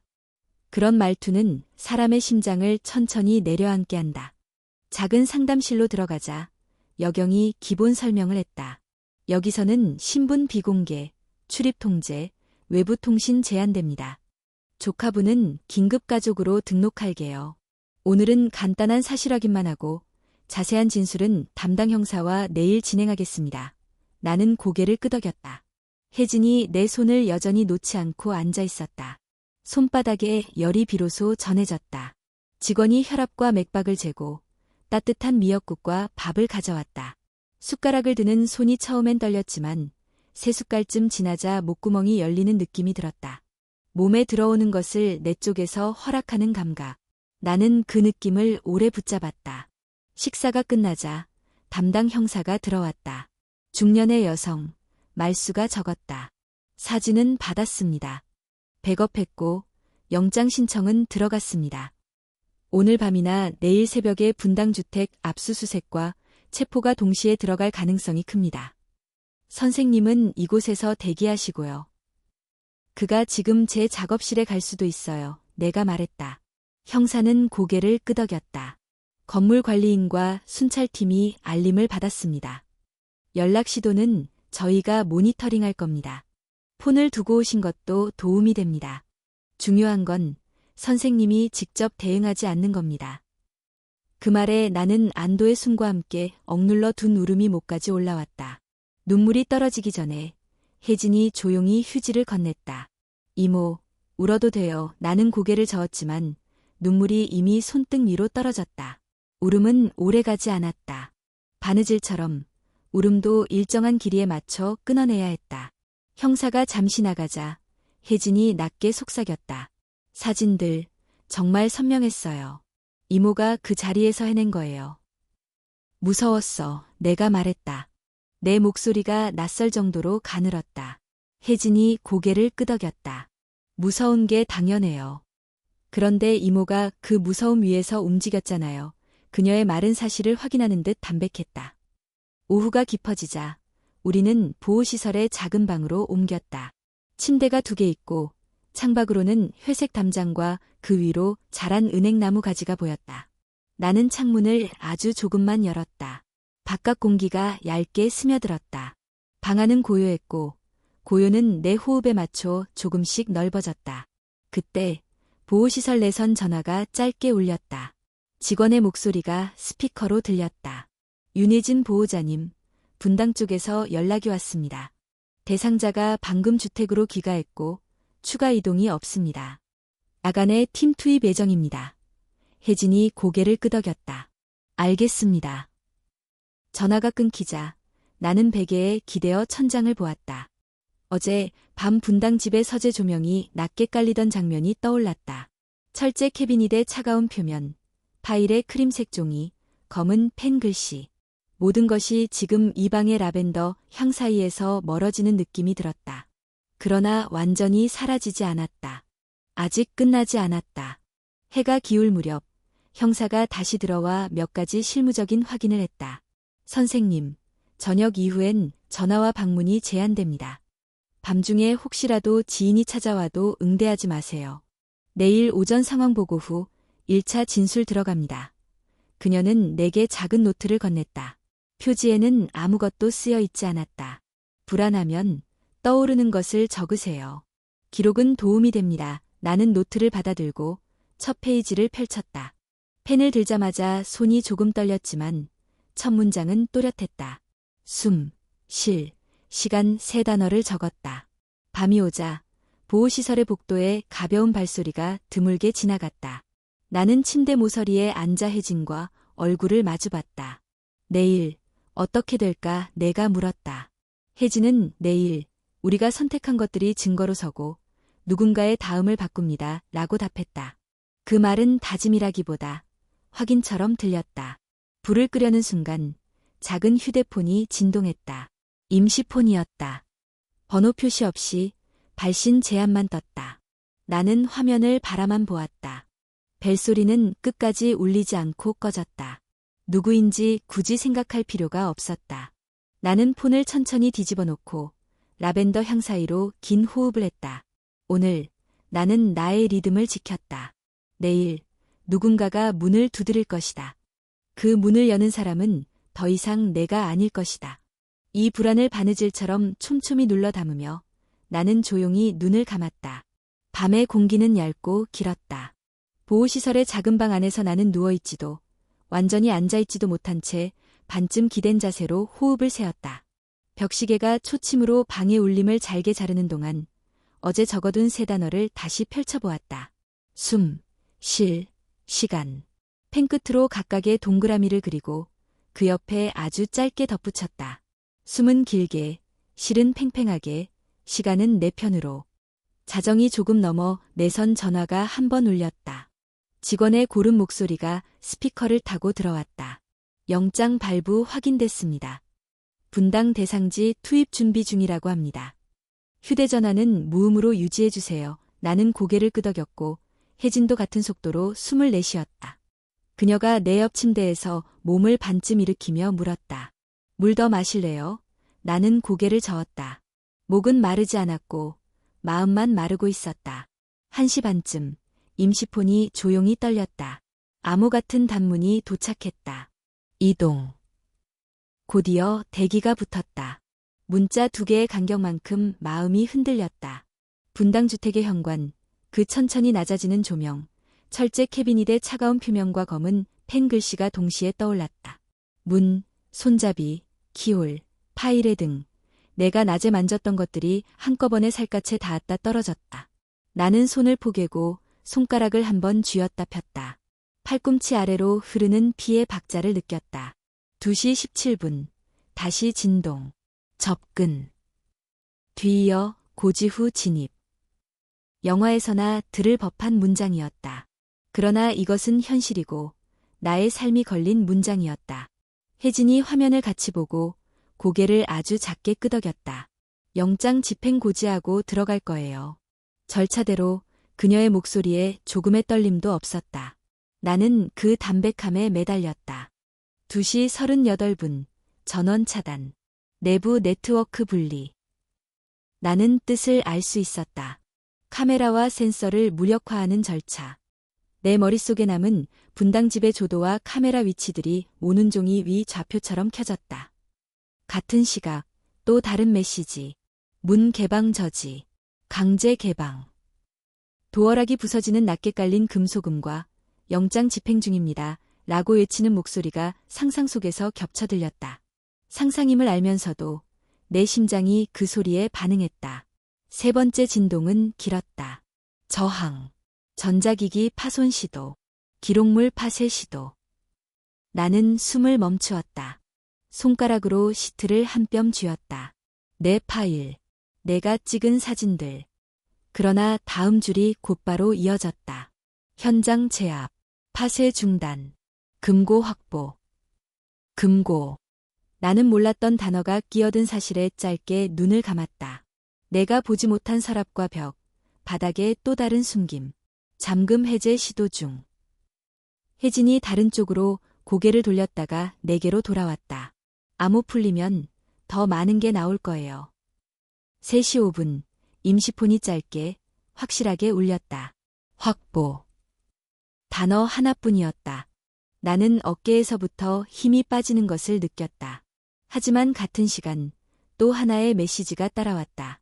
지하 공간 추가 수색. 지하. 나는 그 집의 구조를 떠올렸다. 내가 가보지 않은 문이 닫혀있던 곳, 가슴이 한 번 더 고였다. 불안과 안도는 같은 심장 안에 함께 살 수 있다는 것을 나는 처음으로 알았다. 3시 20분. 체포. 이송 중. 혜진이 숨을 내쉬었다. 눈가가 아주 조금 젖었다. 됐어요. 이모, 그녀가 내 손을 잡았다. 나는 고개를 끄덕였지만 목에서 소리가 나오지 않았다. 지독하게 오래 기다린 순간은 보통 이렇게 조용하게 지나간다는 사실이 약간 놀라웠다.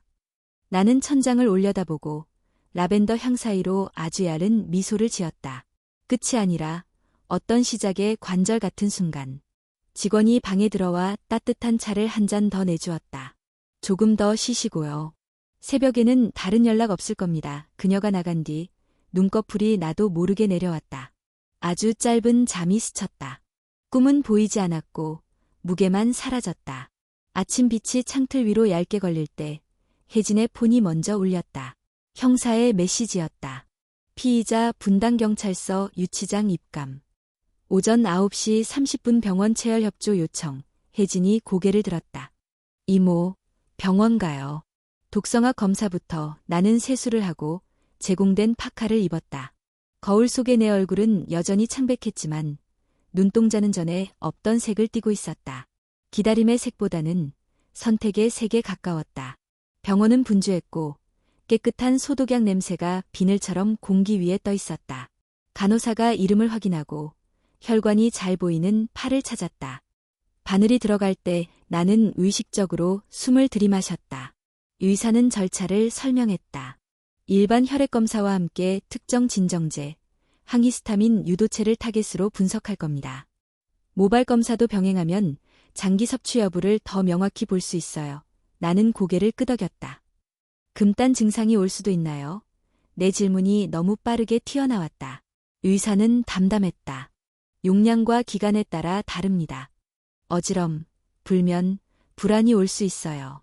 단계적으로 줄이는 계획을 드릴 겁니다. 체열이 끝난 뒤 나는 작은 진료실로 옮겨져 기본 신경학적 검진을 받았다. 동공 반응, 균형, 기억을 묻는 단어 3개, 의사가 3단어를 말했다. 바다, 은행, 파랑. 나는 따라했고 몇 분 뒤 다시 물을 때 또렷하게 답했다.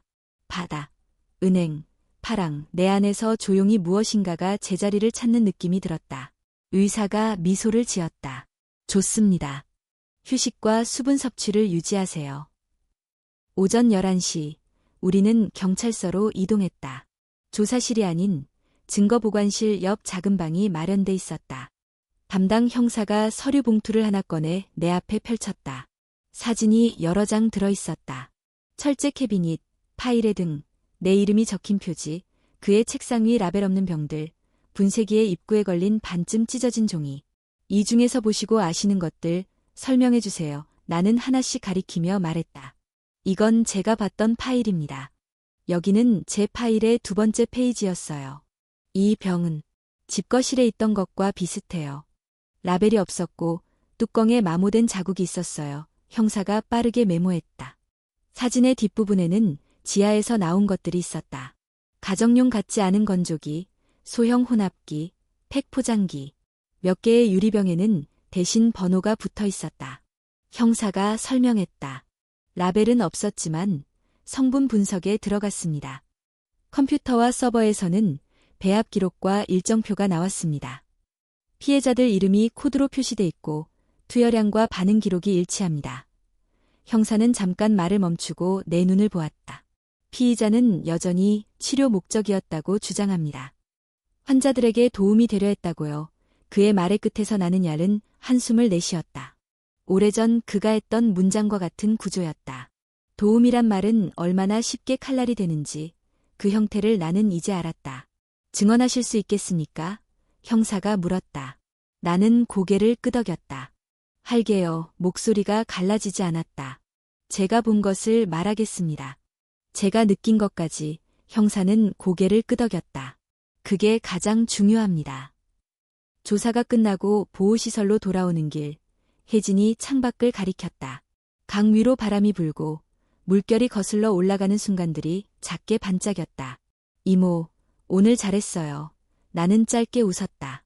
아직 시작이야. 내 입에서 나온 말은 결심 같기도 했고 사실 확인 같기도 했다. 오후, 작은 방에 다시 앉자 노트를 펼쳤다. 오전의 병원 냄새, 바늘의 감각, 형사의 질문, 사진의 질감. 하나하나를 짧게 적었다. 글자는 반듯했고 줄 간격은 일정했다. 바느질과 닮아 있었다.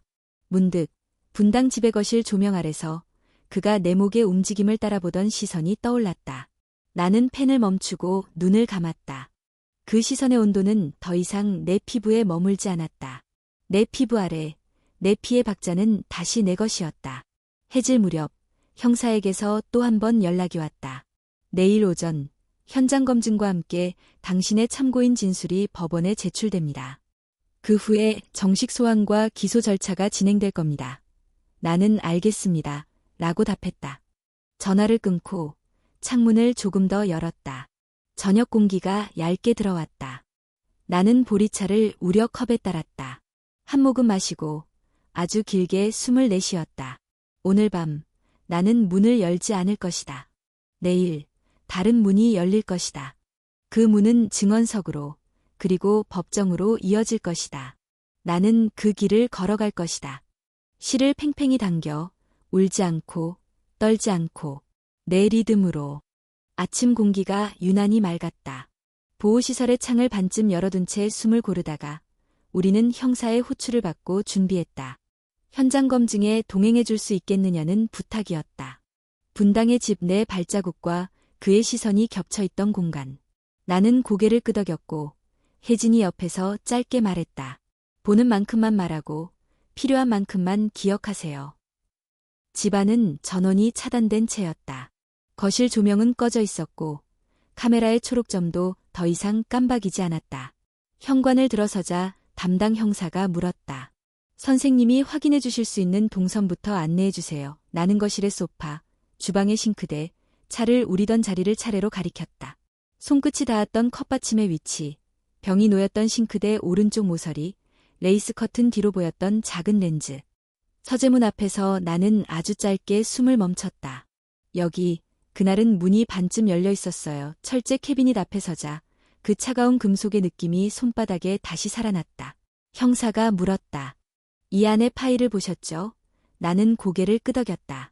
이름과 연도, 그리고 투여량과 반응 기록. 마지막 줄에 제 이름이 있었어요. 지하로 내려가는 문도 열렸다. 내가 가보지 못했던 곳, 콘크리트 바닥 위에 가정용과는 다른 기계들이 정렬되어 있었다. 건조기, 혼합기, 봉입기. 형사는 장갑 낀 손으로 라벨 없는 병을 들어보였다. 성분은 국과수로 같습니다. 기록은 서버에서 백업했고요. 나는 고개만 끄덕였다. 지하의 공기는 차갑고 건조했다.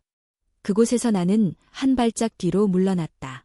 여긴 처음이에요. 형사가 짧게 고개를 숙였다. 충분합니다. 현장 검증이 끝나갈 무렵 바깥이 소란스러워졌다. 검은 승합차가 들어왔고 제복을 입은 경찰이 주변을 통제했다. 누군가가 낮은 목소리로 말했다. 구속영장 집행을 위해 이동 중입니다. 나는 그 말의 의미를 천천히 받아들였다. 곧이어 연문에서 수갑을 찬 남자가 2명의 형사에게 이끌려 걸어 나왔다. 박도현. 그는 전보다 야위어 보였고 눈빛은 여전히 정제되어 있었다. 우리의 시선이 한순간 겹쳤다. 아주 짧게 그의 입술이 움직였다. 지은, 나는 대답하지 않았다. 눈을 피하지도 않았다. 그가 내게 다가오려 하자 형사가 제지했다. 그는 고개를 약간 기울이며 낮게 말했다. 오해다. 나는 돕고자 했을 뿐, 나는 그 문장의 모양을 알고 있었다. 그의 말 끝에 내가 덧붙였다. 설명과 동의 없는 도움은 폭력입니다. 형사의 어깨 너머 기자들의 셔터 소리가 연달아 터졌다. 경찰서로 돌아오자마자 담당 검사가 결과 일부를 공유했다. 혈액에서 GBA 작용 진정제와 항히스타민 유도체가 검출됐습니다. 모발에서도 장기 섭취 흔적이 보입니다. 종이 위의 그래프가 파란색과 붉은색으로 교차했다. 그는 말을 이었다. 피의자 측은 여전히 치료 목적이었다고 주장합니다. 동의서를 받았다고도 하고요. 하지만 동의의 요건은 설명과 자발성입니다. 통신 차단과 내부 카메라, 도어 센서, 전부 통제 정황으로 보입니다. 나는 숨을 길게 내쉬었다. 문장마다 내 지난 시간이 덧칠되었다가 지워지는 느낌이었다. 오후에는 구속영장 실질 심사가 열렸다. 나는 법정 복도 끝, 대기 공간에 앉아 있었다. 문 너머에서는 변호인의 목소리와 검사의 목소리가 번갈아 들렸다. 도주 우려 없습니다. 의료적 연구. 피해자의 진술은 과장, 반대편에서 증거인멸, 기록 파쇄 시도, 디지털 로그 일치, 라는 응수가 이어졌다. 벽시계의 초침이 소리를 키웠다. 복도에는 기자들이 서 있었다. 한 명이 조심스럽게 물었다. 한 말씀만요. 피해자 분께서 생각하시는 가장 중요한 쟁점은 무엇입니까? 나는 준비해 두었던 한 문장을 내놓았다. 돌봄은 설명과 동의에서 시작합니다. 숨김과 강요는 돌봄이 아닙니다. 더 묻는 질문들은 혜진이 손으로 막아주었다. 심사는 길지 않았다. 판사의 목소리가 낮게 울렸다. 구속의 사유와 필요성이 인정됩니다. 문장이 공기 중에 가라앉는 속도가 아주 느렸다. 나는 손등에 힘을 주었다 놓았다. 끝이 아니라 절차의 시작이라는 것을, 그럼에도 길이 열렸다는 것을 동시에 느꼈다. 그날 저녁, 우리는 다시 보호시설로 돌아왔다. 짧은 식사를 마치고 나는 노트를 펼쳤다. 법정 복도의 공기, 심장의 속도, 기자의 질문, 내 대답을 적었다. 혜진이 내 앞에 앉아 말했다. 내일은 참고인 신문 준비해요. 3가지 축으로만 말해요. 시간표, 통제, 물질, 그녀는 메모지에 간단히 적었다. 1. 섭취 시간과 용량을 누가 정했는가? 2. 통신과 출입, 카메라의 방향. 3. 섭취 후 증상과 기억 혼탁. 나는 고개를 끄덕였다. 그리고 한 줄 더. 설명은 있었는가? 혜진이 웃었다. 좋아요. 네 번째 축. 잠들기 전 나는 옷장을 열어 가장 단정한 옷을 꺼냈다. 화려하지 않은 미색 블라우스와 짙은 회색 치마. 바느질 선을 손가락으로 한 번 더 훑었다. 내 손이 만든 옷, 내 몸을 덮을 옷, 내일 그 옷을 입고 내가 만든 문장들을 입 밖으로 꺼낼 것이다. 다음 날 아침, 참고인 신문실은 차분했다. 검사가 질문을 던지면 나는 호흡을 맞춰 답했다. 누가 마시라고 했습니까?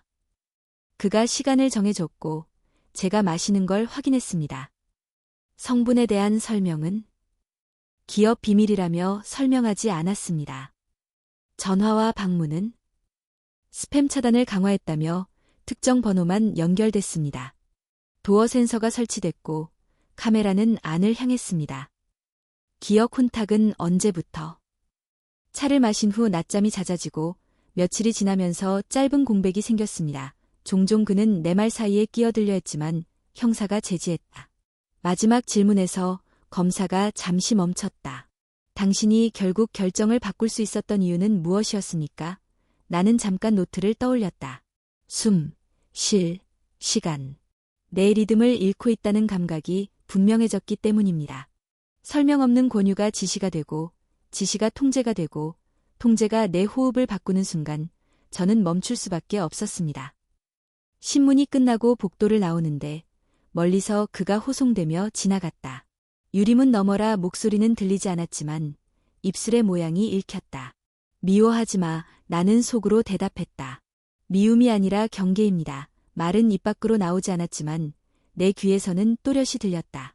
유리문이 닫히고 복도의 공기가 다시 흐르기 시작했다. 오후 늦게 검사에게서 연락이 왔다. 국과수 1차 결과가 도착했습니다.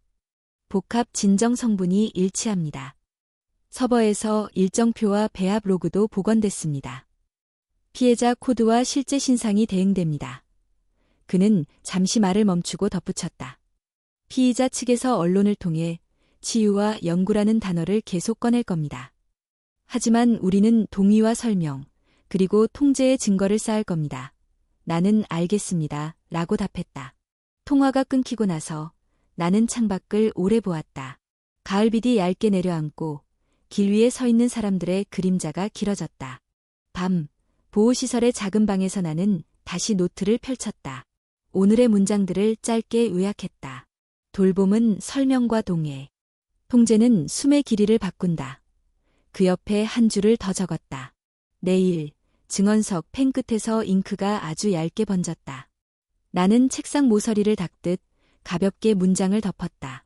침대에 누우며 어젯밤보다 숨이 깊어졌다는 것을 알았다. 심장은 여전히 바쁘지만 박자는 내 쪽으로 돌아오고 있었다. 내일 나는 그 박자에 맞춰 말할 것이다. 그리고 누군가의 다음을 조금이라도 바꿀 수 있기를 아주 조용히 빌었다. 재판 당일 아침 나는 전날 밤 정리해 둔 미색 블라우스와 짙은 회색 치마를 입었다. 손끝으로 솔기를 한 번 더 눌러보며 바느질 선이 고르게 서 있는지 확인했다. 거울 앞에서 호흡을 길게 내쉬었다. 숨, 쉴, 시간. 혜진이 문 앞에서 기다렸다. 천천히 가요. 질문은 길게 듣고 짧게 답하고 그녀의 목소리는 늘 그랬듯 일정한 온도를 유지하고 있었다. 서울지방법원의 복도는 붐볐다. 기자들의 삼각대와 카메라, 속닥이는 목소리, 구두굽이 석재 바닥을 두드리는 소리가 어지럽게 섞였다. 담당 형사가 우리를 참고인 대기실로 안내했다. 곧 증인신문 순서입니다. 앞선 증거 설명부터 진행될 거예요. 나는 고개를 끄덕였다. 손바닥에 미세한 땀이 맺혔다. 그 땀을 내 옷의 주름이 조용히 받아주는 느낌이었다. 법정 안은 생각보다 조용했다. 판사가 들어오고 모두가 일어났다 앉았다. 검사가 사건의 요지를 간결하게 정리했다. 피고인 박도연은 피해자들에게 의학적 설명과 동의 없이 진정 성분과 항히스타민 유도체를 혼합한 음료를 상습적으로 투여하고 통신과 출입을 제한하는 등 통제하에 두었으며 그 과정과 결과를 상세히 기록해왔습니다. 현장에서 확보된 파일과 서버 로그, 성분 분석 결과가 이를 뒷받침합니다. 동시에 변호인은 무표정한 얼굴로 반박의 틀을 세웠다. 피고인은 장기간 전통의학과 웰니스 연구를 해온 사람입니다. 투여는 치료 목적이었고 피해자들은 그 과정에서 도움을 받기도 했습니다. 기억 혼탁은 자연 노화나 수면 부족에서 기인할 수도 있습니다. 나는 그 말의 표면을 잠깐 바라보고 다시 호흡을 가다듬었다. 설명과 동의. 오늘 내가 내야 할 답은 명료했다. 내 이름이 불렸다. 증인석으로 걸어가며 방청석을 지나칠 때 몇몇의 눈물이 젖은 얼굴들이 보였다. 나와 다 만나보지 못한 사람들이지만 그 표정 속에서 나는 스스로의 어제들을 보았다. 선서를 마치고 앉자 검사가 묻기 시작했다. 증인은 피고인과 어떤 관계였습니까? 만남을 시작했고 일정 기간 분당의 집에서 식사를 하고 왕래했습니다. 피고인이 제공한 음료를 언제, 어떤 방식으로 섭취하였습니까? 정해진 시간에 피고인이 직접 내어와서 제 앞에서 마시게 했습니다. 반 컵이면 충분하다 같은 말을 하며 양을 조절했고 제가 삼키는 것을 확인했습니다. 음료의 성분에 대한 설명을 들은 적이 있습니까? 없습니다. 기업 비밀이라고 했습니다. 알레르기나 상호작용에 대한 설명도 없었습니다. 연락과 출입, 카메라 등 환경 통제에 대해 설명해 주십시오. 휴대폰을 새 것으로 바꾸자고 해서 바꿨고 스팸 차단이 강력으로 설정됐습니다. 특정 번호 외에는 연결이 어려웠습니다. 집안의 카메라는 안쪽을 향했고 도어 센서는 제 동선을 기록하는 방식으로 달렸습니다. 혼자 외출하려 하면 늘 우려가 제기됐습니다. 검사는 사진 몇 장을 화면에 띄웠다. 철제 캐비닛, 파일에 등 내 이름이 적힌 표지. 이 사진의 파일을 증인은 직접 보았습니까? 제 파일의 첫 페이지에는 제가 바늘을 들고 있는 사진이 붙어 있었고 투여 시작 5주차 같은 문구와 나 졸림 보고 연락망 축소 진행 같은 체크리스트가 있었습니다. 메모란에 의심 수준 높음, 용량 15% 증량도 있었습니다. 검사의 질문은 물처럼 이어졌고 나는 짧게 그러나 빠지지 않게 답했다. 내 말 끝에는 더 붙일 수 있는 말들이 남았지만 오늘은 필요한 만큼만 말하기로 마음먹었다. 변호인의 반대 신문이 시작되었다. 그는 미세하게 미소 지으며 각을 세웠다. 증인, 낮의 졸림과 기억의 공백은 나이에 따른 자연스러운 변화일 수도 있지 않습니까? 그렇게 생각한 적도 있습니다. 그러나 특정 음료 섭취 후 30분 내에 반복적이고 규칙적으로 나타났습니다. 섭취를 줄이면 증상이 줄었고 중단하자 사라졌습니다. 캐비닛의 파일은 피고인의 연구 메모일 수도 있습니다.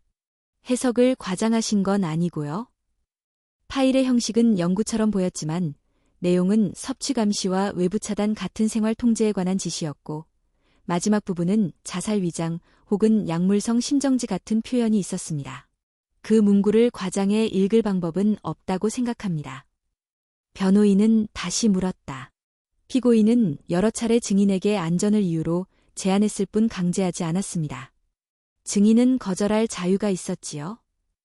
제안을 반복해 환경을 바꾸고 연락을 제한하고 음료 섭취를 감시하는 상황에서 자유는 점점 좁아졌습니다.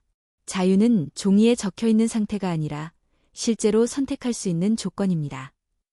잠깐의 정적 뒤에 판사가 입을 열었다.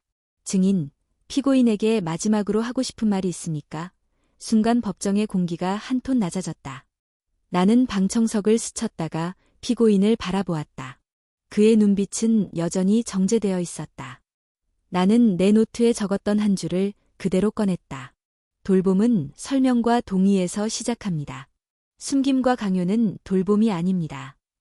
검사의 증거 설명이 이어졌다. 국과수 독성학 보고서, 서버에서 복원된 배합 로그와 일정표, 지하에서 압수된 포장기와 병들, 보험 수익 시뮬레이션 문서, 전문가 증인도 나왔다. 해당 성분 조합은 단기간 진정 효과가 있지만 장기 섭취 시 기억 혼탁과 의존 위험을 높입니다. 무엇보다 의료윤리상 설명과 동의 없이 투여하는 것은 명백히 위법입니다. 의사의 목소리는 차분했고 그래프의 곡선은 거짓말을 하지 않았다. 피고인의 최후 진술 차례가 왔다. 박도현은 간결하게 말했다. 저는 돕고자 했습니다. 나이든 분들의 불명과 불안을 완화하고 일상을 편하게 해드리고 싶었습니다. 일부 절차에 미흡이 있었다면 유감입니다. 그의 문장은 늘 그랬듯 매끈했다. 그러나 그 매끈함은 오늘 법정의 공기 위에서 미끄러졌다. 재판부는 당일 선고를 예고하지 않았다. 통상대로 변론을 종결하고 선고기일을 지정했다. 선고는 4주 후 이 법정에서 하겠습니다. 판사의 망치 소리가 짧게 울렸다. 모두가 일어났다. 나는 자리에서 물러나며 큰 숨을 한 번 쉬었다. 심장이 빠르게 두드렸지만 박자는 내 쪽으로 돌아오고 있었다. 법정을 나서자 기자들이 조심스럽게 다가왔다. 오늘 증언 소감 한 말씀만요. 나는 준비한 한 문장을 다시 꺼냈다. 숨을 돌렸습니다. 이제 다른 분들도 숨을 돌릴 수 있기를 바랍니다. 혜진이 옆에서 손을 들어 더 이상의 질문을 막았다. 우리는 복도를 빠져나와 계단을 내려왔다. 바깥 공기가 차게 들이쳤다. 그날 오후 보호시설로 돌아오는 길에 병원에서 첫 검사 결과가 추가로 도착했다. 의사는 전화를 통해 말했다. 혈중 농도는 서서히 떨어지고 있습니다. 일시적인 불면이나 불안이 올 수 있으니 단계적으로 수면 위생을 맞추세요. 물을 충분히 드시고 낮에 빛을 보시는 게 좋습니다. 나는 알겠습니다. 라고 답했다.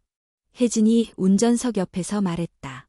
해변 마을로 내려가자는 제안, 여전히 유효해요. 바람과 빛이 필요해요. 저녁, 작은 방에서 나는 노트를 펼쳤다. 오늘의 문장들을 적었다. 법정의 침묵, 질문의 박자, 내 대답의 길이. 마지막에 한 줄을 더 붙였다. 숨은 길게, 실은 팽팽하게, 시간은 내 편으로 펜 끝이 잉크를 밀고 나갔다. 글씨는 반듯했고 줄 간격은 일정했다. 나는 불을 끄기 전 창문을 조금 더 열었다. 밤 공기가 얇게 들어와 커튼을 움직였다. 선고기일까지의 시간은 길지 않으면서도 길었다. 그 사이 나는 몇 번 더 참고인으로 불려가 세부를 확인했고 국과수의 최종 보고서가 도착했다는 소식을 들었다. 피고인 측은 언론의 연구와 치유를 반복했지만 형사는 담담했다. 우리는 동의와 설명, 통제의 증거를 쌓았습니다. 나는 고개를 끄덕였다. 나의 호흡은 흔들리지 않았다. 그리고 네 번째 주의 금요일, 다시 법정. 판사는 판결 이유를 차분하게 읽어내려갔다.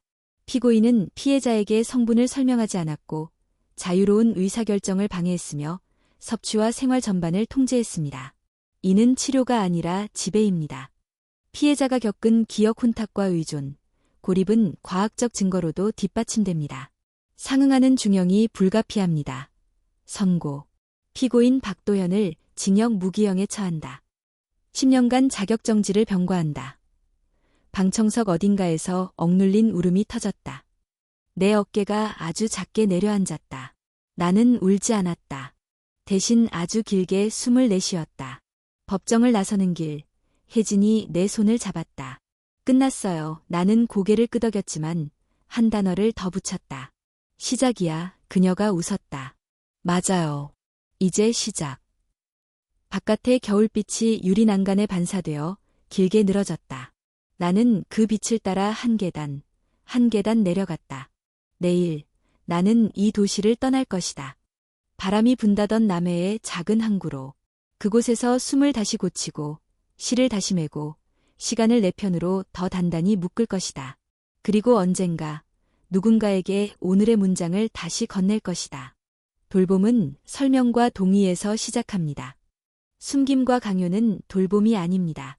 내 입안에서 그 문장이 단단해졌다. 그 단단함으로 나는 낮은 미소를 한 번 지었다. 그리고 계단을 마저 내려갔다. 남해의 작은 항구 마을로 내려온 것은 판결이 난 지 일주일 뒤였다. 버스 창으로 보이던 바다는 잿빛이었다가 어느 순간 푸른 빛을 되찾았다. 나는 오래된 양조장을 개조한 작은 작업실을 임대했다.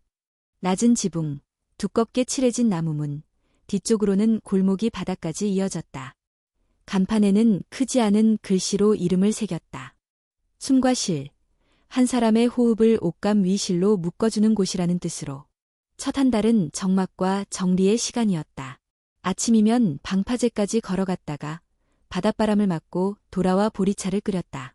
해가 한 뼘쯤 올라오면 작업대를 닫고 비단과 모시를 꺼내 구김을 펼쳤다. 바람이 부는 날엔 천이 고요해질 때까지 기다렸다. 손끝에 남아있는 미세한 떨림은 조금씩 줄었다. 밤엔 잠이 서둘러 오지 않아도 억지로 불을 끄지 않았다. 책을 읽다 말고 노트에 단어를 적었다. 숨, 쉴, 시간. 세 단어의 자리를 바꿔보기도 했다. 쉴, 시간, 숨 어떤 배열에서도 의미는 내 쪽으로 돌아왔다. 둘째 달부터 수업을 열었다. 월, 수, 금 오전에는 기초 바느질반, 토요일엔 손누빔 워크숍. 첫 수강생은 항구 근처에서 식당을 하는 선자 씨였다. 쉰둘, 손은 굵었지만 눈빛은 조심스러웠다. 남편과의 오랜 다툼 끝에 혼자 사는 법을 익히는 중이라고 했다. 가게가 한가한 시간에라도 와요. 허리선 잡는 것부터 천천히. 선자 씨는 첫날 1시간 동안 고무줄만 끼우다 갔다. 둘째 주엔 박음질이 조금 고다졌다. 나는 그 작은 변화를 크게 칭찬하지 않았다. 대신 손잡이에 남은 염분을 물수건으로 닦고 다음 수업 준비를 했다. 바느질은 기다림의 기술이니까.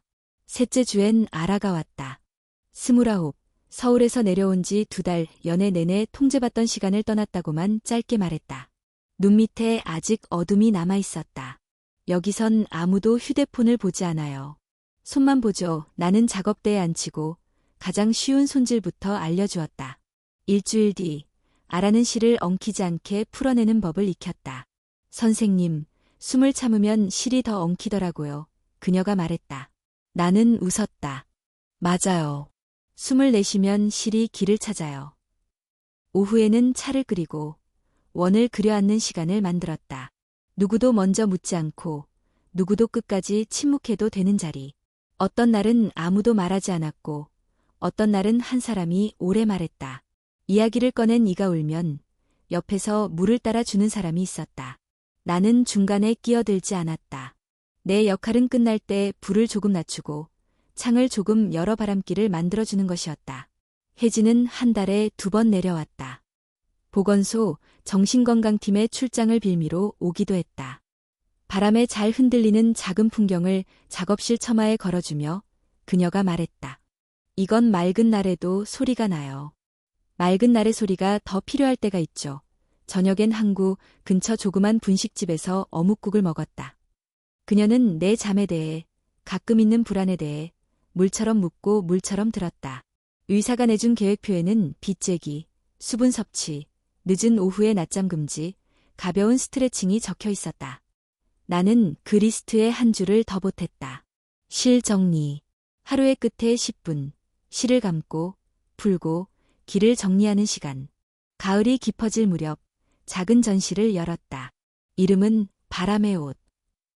항구 주민들과 관광객들이 드문드문 들어왔다. 나는 남색못이 치마의 안쪽 끝단에 아주 작은 글자를 감추어 놓았다. 은정, 미라, 선아. 분당집의 파일에서 봤던 이름들.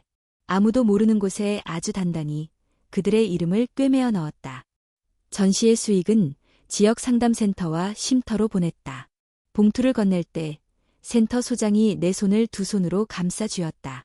이 이름들 어디에 있는지 굳이 묻지 않을게요. 있는 것만으로 충분하니까요. 나는 고개를 숙였다. 바람이 간판을 작은 소리로 흔들었다. 겨울이 오기 전 작은 책을 묶었다. 원고는 밤마다 조금씩 쌓였다.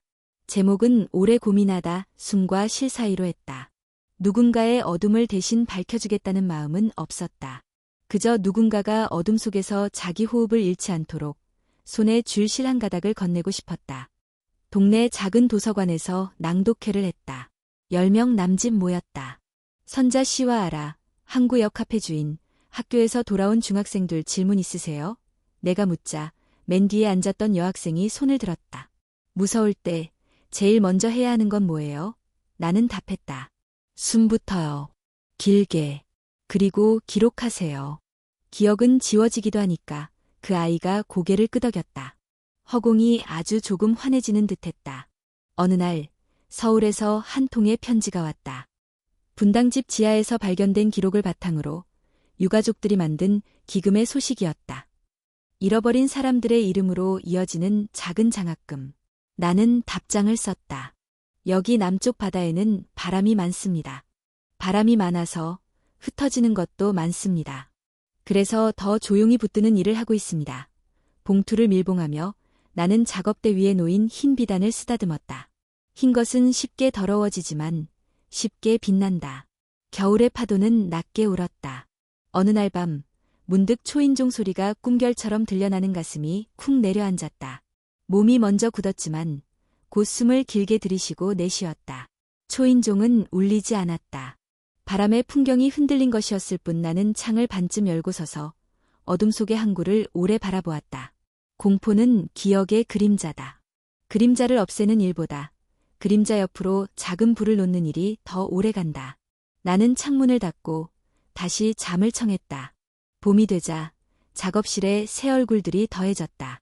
새벽 어시장에서 일하다 오시는 아주머니, 외국인 선원과 결혼해 이 동네로 들어온 젊은 엄마, 아이를 등원시키고 오는 교사. 수업의 끝에는 늘 한 장의 종이를 돌렸다. 오늘 내 호흡의 길이, 오늘 내 손의 박자, 오늘 나한테 허락한 시간. 사람들은 숫자 대신 작은 표정 같은 말들을 적었다. 숨은 조금 길어졌어요. 손은 덜 떨렸어요. 시간은 아직 두려워요. 종이는 모여 파일이 되었고 파일은 우리 각자의 경로를 알게 했다. 경로를 알면 한 걸음이 너무 멀지 않다는 것을 알게 된다. 혜진은 어느 봄날 작업실에 새 스탠드를 가져왔다. 밤에도 손이 덜 피로하도록 스탠드 빛은 눈부시지 않았고 천의 결을 또렷하게 드러냈다. 그녀와 나는 늦은 밤까지 저고리에 고름을 달았다. 바람이 들어오면 빛이 살짝 흔들렸고 바늘 끝에 그림자가 천 위에서 얇게 춤을 췄다. 이모, 잘하고 있어요. 그녀가 말했다. 나는 고개를 끄덕였다. 잘하고 있다는 말은 때로 가장 조심스레 건네야 하는 말이지만 그날의 말은 내 안에서 단단히 머물렀다.